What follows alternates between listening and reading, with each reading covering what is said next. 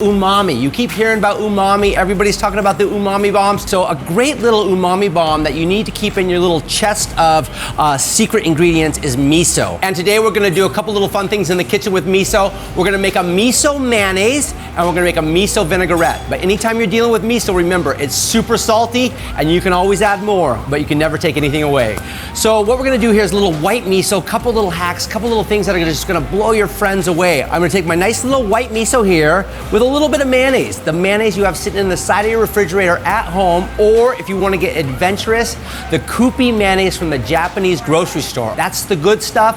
I don't know what's in it, but it's mind-blowing. A little bit of this on your sandwich. Again, it's very, very salty. I'm just gonna put a little bit of miso right in there, fold it into my mayo, just whisk it in. You can do this well in advance. Super simple, super easy. You can dip your artichoke in it. You can make a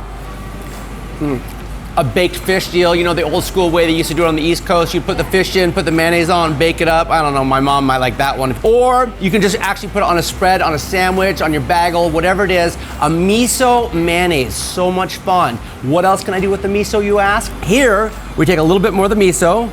Again, it's very salty. You don't need to add any salt at all. Fermented soybean right there.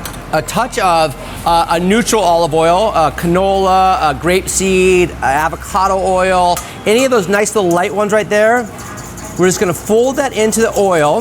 Now this is gonna be great for greens or a marinade on that steak. If you're gonna grill a nice little like strip steak or New York, any steak you want actually, a little bit of miso marinade, oil. Anytime you use citrus, make sure you use the zest and the juice. Super simple. You can add whatever you want to the base right here. Any acid, any vinegar, any citrus you want, orange juice, grapefruit juice, whatever you like. The miso, the neutral oil, add some herbs, some spices, really kind of mess it up, all right? You don't have to color within the lines. You heard what I just said? All you kids out there, don't color within the lines. Break the barriers, have some fun, put some Mediterranean, Americana, some Spanish, Mexican flavors in this. Really have fun. There are no rules anymore. We've broken them, my friend.